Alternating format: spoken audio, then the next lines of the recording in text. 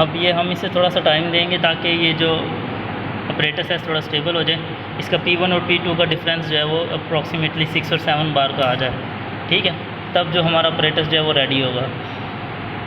और दूसरी बात ये कि ये मैं प्री हीटर ऑन कर रहा हूँ ताकि हमारे पास यहाँ पे जो आउटपुट आए एवापोरेटर के ऊपर, वो आउटपुट जो है वो कहीं ना कहीं कंज्यूम हो, ठीक है।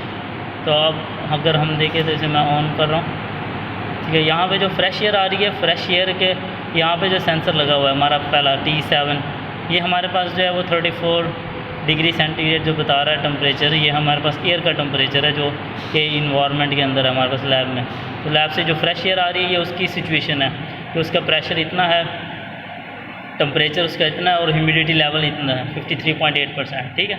अब जिस तरह ये एयर आगे आएगी तो आगे अब यहाँ पे हमारे पास हीटर ऑन हो गया, तो अब इसका ये प्रेशर जो टेम्परेचर है ये बढ़ना शुरू हो रहा है, ठीक है। तो हीटर का इफेक्ट अब इस सेंसर के ऊपर हमें नज़र आ रहा है। अच्छा, हीटर से क्रॉस प्री हीटर के बाद, ये प्री हीटर लिखा हुआ है, तो प्री हीटर क्रॉस करने के बाद आगे एवापोरेटर है। एवापोरेटर के ऊपर हमारे पास फिर कूलिंग हो जाएगी, उससे जो है वो टेम्परेचर डाउन हो रहा होता है, तो ये टेम्परेचर डाउन शो हो रहा है हमें। फिर आगे ह्यूमिडिफिकेशन है, तो अगर हम ये अभी ह्यूमिडिफायर ऑफ है, ठीक है, तो मैं इसे ऑन कर देता हूँ ताकि हमें इसका इफेक्ट भी नज़र आए। पहले ह्यूमिडिटी का लेवल कितना है 71 पॉइंट समथिंग, और बाद में अभी ये इनिशियल सिचुएशन है तो 68 है। आहिस्ता आहिस्ता ये ह्यूमिडिटी जो है वो बढ़ना शुरू हो जाएगी, ठीक है। तो आप इसे भी देखते रहें।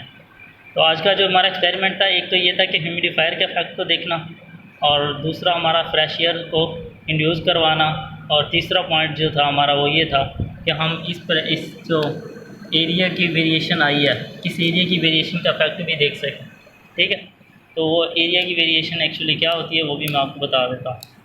ये इसलिए की गई थी कि कंप्रेसर के इनलेट के ऊपर एवापोरेटर के फ़ौरन बाद जो है वो यहाँ पे T6 है, ठीक है।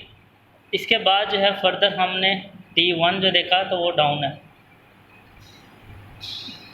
T1 इसलिए ये सिचुएशन डिफरेंट है T1 और T6 की, कि हम चाहते हैं कि हमारे कंप्रेसर के इनलेट के ऊपर टोटली जो है वेपर्स हों, क्योंकि अगर लिक्विड के पार्टिकल्स एंटर हो गए कंप्रेसर के अंदर तो कंप्रेसर की एफिशिएंसी डाउन हो जाएगी, ठीक है।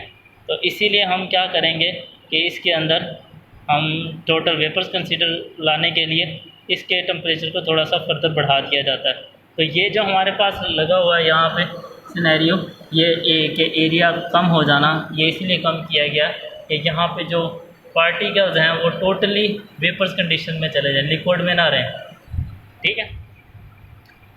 एवापोरेटर से पहले क्या सिचुएशन होती है कि लो प्रेशर हमारे पास लिक्विड पार्टिकल्स होते हैं, ठीक है। जैसे ही वो अंदर एवापोरेटर में जाते हैं तो वो वेपर्स में बन जाते हैं, कुछ वेपर्स में कन्वर्ट हो जाते हैं और कुछ वैसे ही हीट गेन करके बाहर निकल आते हैं। तो वो जो बाहर आए हैं थोड़े से पार्टिकल, उनको भी हम हीट अप करते हैं फर्दर इस एरिया के रिडक्शन की वजह से। एरिया कम हो जाएगा तो पार्टिकल करीब करीब आ जाएंगे आपस में, उस तरह उनके आपस में जो है टेम्परेचर बढ़ जाएगा, और पार्टिकल्स की आपस में जो रैंडम मूवमेंट होती है उस मूवमेंट की वजह से उनका आपस का टेम्परेचर बढ़ जाएगा, और हमारे पास फिर क्या होगा कि हमें एट द एंड कंप्रेसर से इनलेट के ऊपर टोटली वेपर्स ही मिलेंगे और कंप्रेसर जो है वो बेस्ट वर्क करेगा, ठीक है। और अगर हम अब इसको देखें प्रेशर्स के डिफरेंसेस को, तो हमारे पास यहाँ पे तकरीबन 4 है, ये 3 है 3, और यहाँ पे हमारे पास 12 शो हो रहा है। तो इन दोनों का डिफरेंस कितना हो गया 8 या 9 बार के करीब है, ठीक है। तो अब हमारा जो है ऑपरेटर्स वो रनिंग कंडीशन में है, अब हम रीडिंग कंसीडर कर सकते हैं। सॉरी,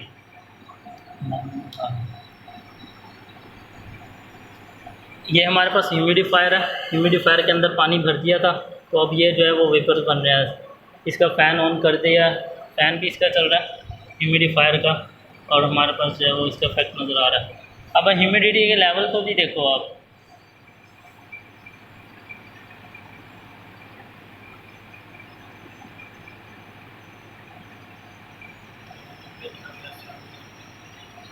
ह्यूमिडिटी लेवल देखो कि अभी ये जो ह्यूमिडिफायर ऑन था, पहले हमारे पास 70% आ रही थी ह्यूमिडिटी, अब जो है वो ह्यूमिडिटी का लेवल बहुत ज़्यादा बढ़ चुका है, ठीक है।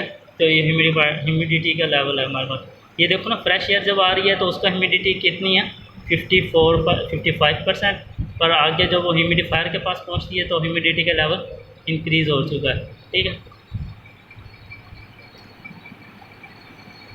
और फिर उसके बाद दोबारा जो है वो 73 पे और फिर यहाँ से आउट हो जाएगा एयर। अब हम जो है वो रीडिंग लिख लेते हैं कि आज का जो हमारा एक्सपेरिमेंट परफॉर्म हो रहा है इसकी रीडिंग हमारे पास क्या है।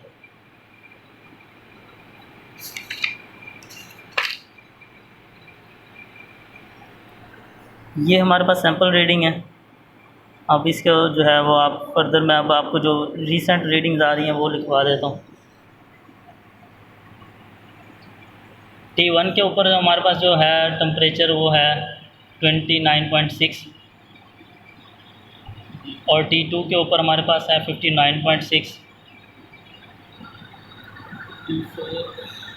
और T4 के पास हमारे पास टेम्परेचर है 46 और आगे T5 है तो T5 के ऊपर हमारे पास 4.9 है और T6 के ऊपर हमारे पास 25.5 है, ठीक है।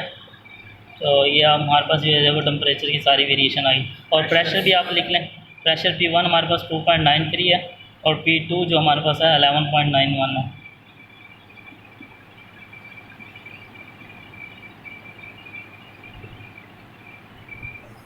तो ये हमारे पास जो है वो अब की रीडिंग्स हैं, ठीक है। आपने अब क्या करना है कि प्रेशर P1 और P2 को यूज़ करना है। T1, T2, T3, T4 जो भी वैल्यूज़ हैं उनके करस्पॉन्डिंग से आपने जो है वो इनका इस चार्ट के ऊपर आपने मार्क करना है, ठीक है।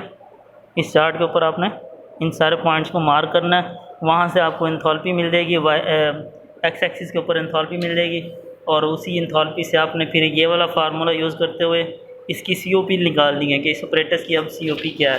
एट द एंड आपके पास जो है चार्ट जो बनेगा pH का वो इस तरह का चार्ट होगा। ये देखें, ये आपको सारे पॉइंट्स नज़र आ रहे होंगे। अब ये जो हमारे पास पॉइंट है 0.6 to 0.1 ये एक्चुअली वही है कि हमारे पास जो एरिया चेंज किया गया था पाइप का डाया उसका इफ़ेक्ट है इसके ऊपर, ठीक है। तो ये इसलिए किया जा रहा होता है कि कंप्रेसर के इनलेट के ऊपर हमारे पास टोटली वेपर्स आएँ, लिक्विड ना आए, ताकि कंप्रेसर जो है वो एफिशिएंट वर्क करे। तो आपका ग्राफ भी ऑलमोस्ट इसी तरीके का होगा। तो आपने क्या करना है कि इसी से आपने वैल्यूज़ कैलकुलेट करनी होगी, ठीक है।